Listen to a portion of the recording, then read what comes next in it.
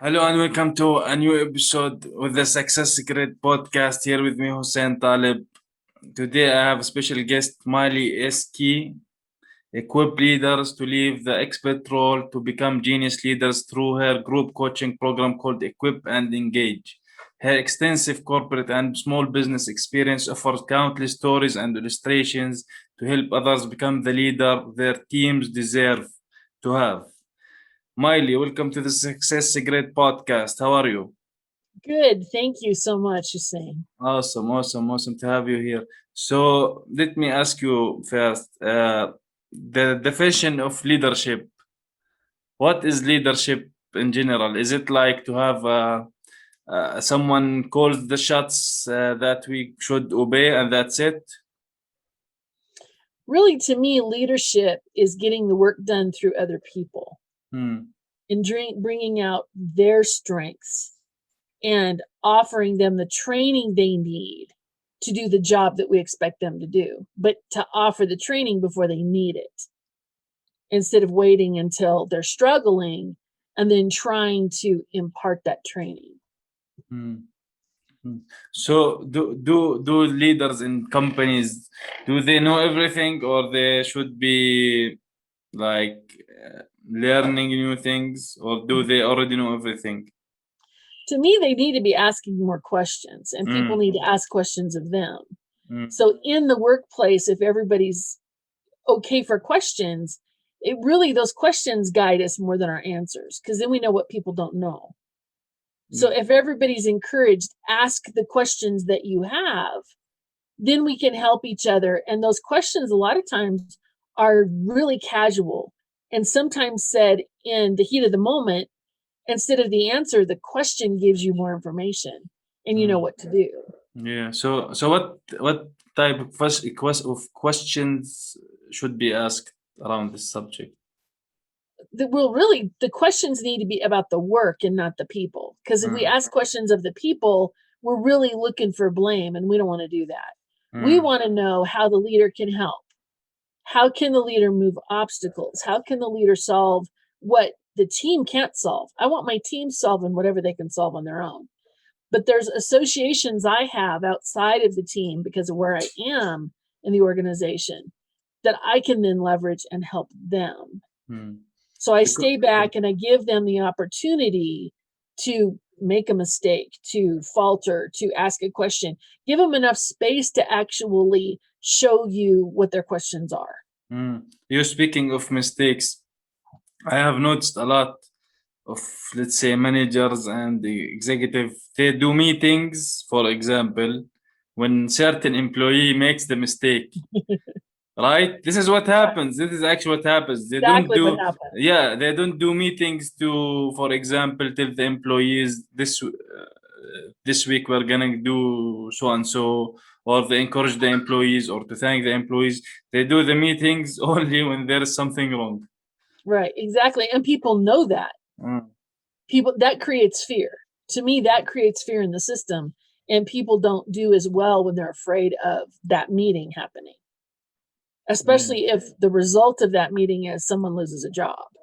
Mm, So you're right. We need to have more encouraging meetings and planning meetings to stay out of the problems and let them lead the meetings because they have more information than we do as leaders. So, what are the key skill for the leader? They should be charismatic. They should be engaging. What type of key skills for the leader to be in a corporation or a business? The leader should have some sort of an idea of how to improve tomorrow. If you can see a better reality, then you're starting to think like a leader. If you're thinking only of today, stay in the details and do that job. But if you're starting to think about systems and you're starting to think about how can we make this better for ourselves, for the customers, for everybody, and you start to see solutions everywhere you look, then you're starting to become a leader. And you don't have to have a title to be a leader. You just Mm, need to think differently so that you're not waiting for somebody to come and give you permission. We mm, used to say, ask for forgiveness, not permission. mm, Take action and make something happen. And then they start to see that you're a leader from where you are. Yeah. And let's stop promoting the people that have the best statistics and do the most work. Those are not necessarily your most promotable people. Yeah. So you mentioned like leaders, their job is to do problem solving. This is what they should do, for example, and right. Oh, I always liked them to bring me the problem and the solution at the same time. So Mm, if you have the problem and you can see it, and you've got 2 or 3 solutions that are great ideas, bring it all and let's talk about it. But mm, I don't want them to come to me with the problem and stop right there, because then the problem stays in my office. I don't want the problem. I want to help you impart the solution. yeah. And if Yeah. you bring them both, because a lot of times they know what the solution is. We Mm, just have to figure that out together, what's possible, not just monetarily. Do we have the resources? Do we have the time? Can we implement what you're thinking of? yeah. Exactly, but this is the problem I see with, for example, problem solving and solutions. Like, for example, always the leader or the manager in the higher positions, always like, this is what you should be doing, Mhm. 1, 2, 3, 4, and that's it. There is no Right, like discussion around the subject or taking opinions from other employees, whether they are old employees or new employees or right. whatever the case may be. So they think that they are always right. So are they always right, or there is some could be some misleading decisions or wrong decisions that they think they are right, but they are actually not right. I think that they're right for what they know, but there's too many things they don't know that happens every single day while they're off in meetings and they're off over here and they're off over there. And if we will engage the team knows more of the details and the limitations Mm, if we'll just ask them.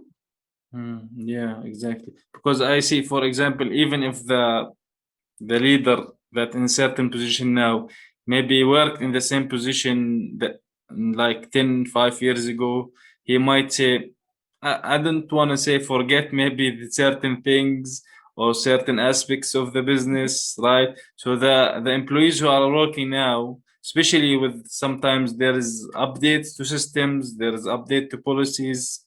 So it's a very good idea to engage the employees in it and not make a dictatorship, I guess, out of Right, it. that's right.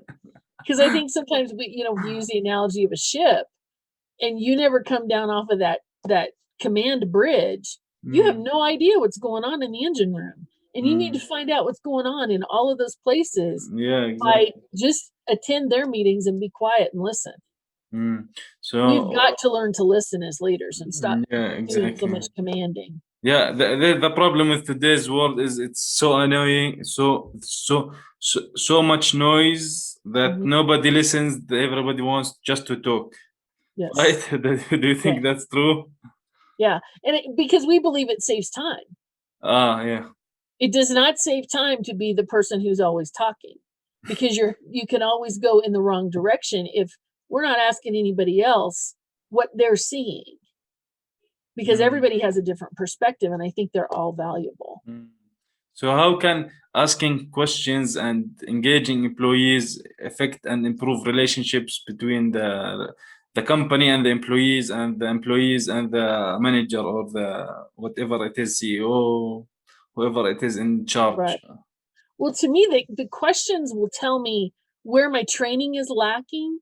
The questions will tell me if my vision is incomplete, because that Mm, vision should be answering their questions, not presenting mm, more questions. It should also tell me if they have ideas for improvement. If they're mm, asking questions, maybe their improvement is themselves. Maybe they really want to do something better and they ask a question, you're like, I can help you with that. mm, And it also keeps us communicating instead of shutting one side down. If I'm always got the answers and I'm always talking to you and I'm always telling you what to do, after a while, you won't say anything. mm. So sometimes, like in the old school days, for example, in school, if the students is a lot insisting and wants to ask a lot of questions, sometimes he get uh, told by the teacher to sit down and stop asking questions. Exactly, exactly. Yeah. So does it sometimes go wrong asking more questions? It does. It does. And sometimes it does because people's feelings get hurt. Mm, So you have to be careful with, how pointed the question is, and is the question pointed at the person, or is the question pointed at the work? Mm. And as long as I'm asking about the work and mistake that was made, or what a customer responded with, or how something got broken, or would we lose, or that's the work, instead of saying, what did you do? Because as soon as you do that, you can just forget getting an answer, because people know you're looking at them. Now, the truth will come out later. If I continue to focus on, let's get the solution to this and move forward, everybody will jump in and start to offer solutions to whatever happened, and then we all move forward. But as soon as you say, what did you do? Everybody goes quiet. And that's not what we want. Yeah. Maybe a lot of companies or corporation have, let's say, more than one leader, perhaps, like someone operating multiple things in a team. So how do these kind of things go together in balance? Well, I know that in the corporations I've been in, the overarching vision of where we're going gets lost in middle management. And that's where you start to get down into the first and second line, and they're right up against those team leaders and the people doing the work. And there's all these disconnects across the organization. So middle management is critical to making sure that people are headed in the same direction. Maybe the method is a little different, but we can't be so disconnected because somebody's afraid of stepping on somebody's toes. Well, they should be able to do it their way. Not if they're not headed to the vision, they're not. Because then everybody's out of sync, and you have people saying, but that team over there is functioning better than ours is. Why? And usually it's the leader's fault, and that's not a popular opinion. Yeah. So from your experience, Miley, what are the best lessons that you have learned from leaders you worked with, and what are the, let's say, bad lessons you got engaged with? Probably the most important lesson I ever learned was cut out the meetings, because people have meeting after meeting after meeting all day long, and the people doing the work cannot figure out why. And we've become almost afraid of making our own decisions. We don't have that responsible delineation between, this is what I can make the decision myself, and this I might have to involve somebody else. There is no myself anymore. We have meetings constantly. And when we all went remote, it was very obvious that people had no idea what to do unless they were in a meeting. Yeah. And it tells you don't know how to do your job if you're filling your schedule with meetings. So if you eliminated all of your meetings today, what would you do all day long?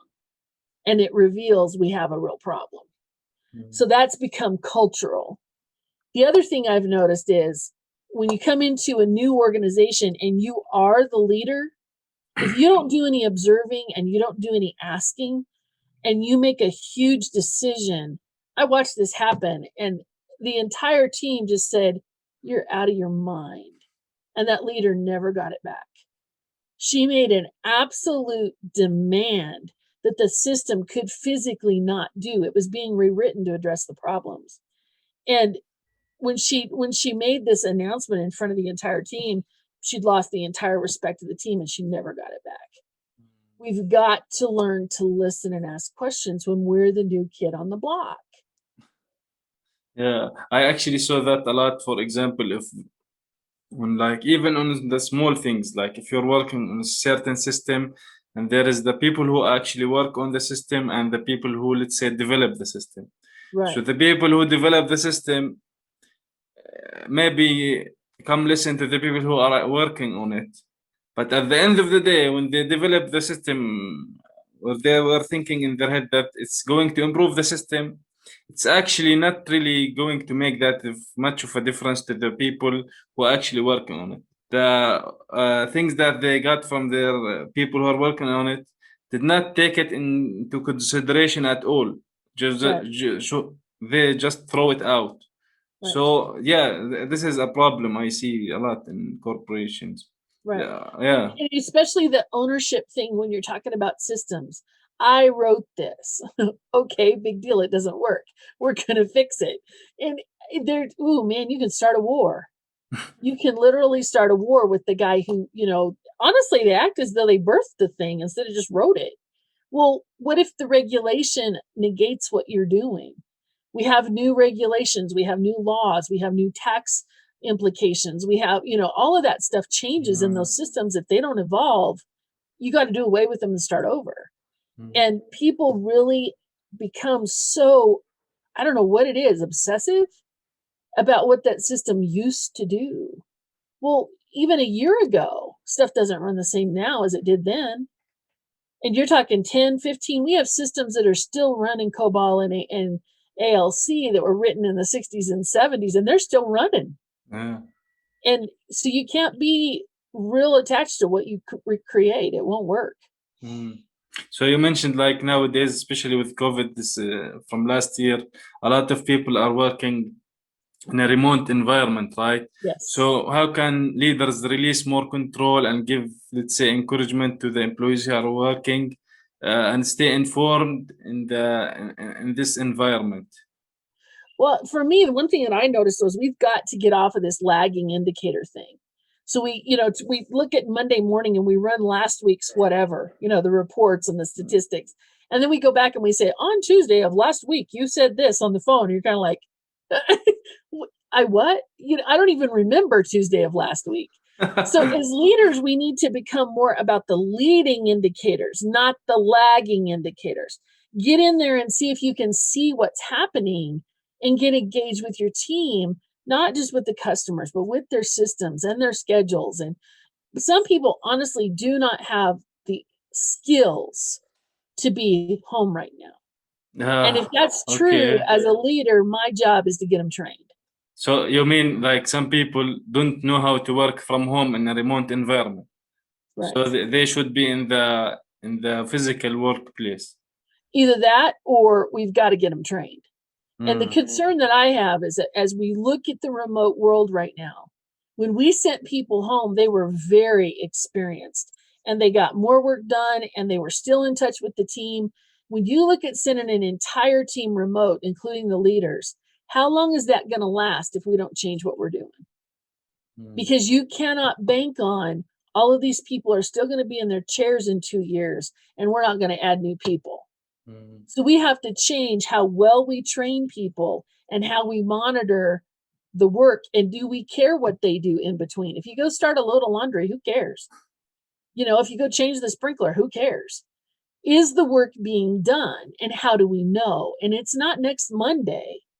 I need to know now how my team is. And I can't be sitting in remote meetings where I'm completely invisible when the team is saying we need some help. So all of those chat tools and all of that stuff, I can literally be invisible at home. I couldn't in the office, but I can be at home. So that really brings forth the importance of don't have so many meetings because they don't know where you are. They can't see you. They can't ask you a question. They can't hand you a note. They can't do anything if you turn all those systems off. And say, well, we're in a meeting. Why are you in meetings? And I don't think we ask that question enough. Yeah. So is it important to keep whether are employees in offices or are they remote?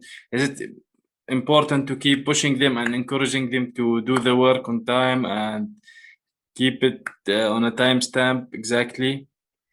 I think it's more important to reward them for getting the results. What's the outcome? How do I want this to look? I don't care how you get there. I just want you to know that the customers need to be happy. You guys need to be sane. You better be turning it off in the evening. I don't want you working all the time. I don't want a bunch of tired, exhausted, burned out people trying to come back in tomorrow morning. I don't want you working across the weekends if it's not your schedule. So there's certain things that we need to reward to get the best result. And we can't do that if we're worrying about last week's stats. So is it true, like I heard like Microsoft at a certain time actually employed lazy people? I think we all do. In all honesty, I mean, we really because they will find things to do things quickly and accomplish things. Yeah. And is it all time based or is it results based? Yeah. I like the result based because sometimes a lot of things that I do in work, I do it, let's say, my way, in a way that feels good to me and easy. So you finish the job quickly and you go to the next task to do your next thing. So sometimes you find the people who are above you. No, we don't do that. We do it this way, not this way. So Right, exactly. And that's the thing, that if you're doing that, why are you a leader? And why do you have a team of people who are smart, who are motivated, who care about what's going on, if you're going to squash them? I want my teams to do things that they don't think they can do. I want them to scare us. I want them to take us places we've never been before, because they're being creative. And all of the stuff that we talk about, the cell phones and all the computers and the places we've come to, weren't invented because people were safe and careful. They got out there and they blew some things up. I mean, they burned some buildings down with those batteries. And that's how you ended up with where we are. And there's danger in that. And some of it's physical danger and some of it's just egos. Set the egos aside and let's see what people do. So maybe you mentioned in your talk what you call the servant leader or leadership.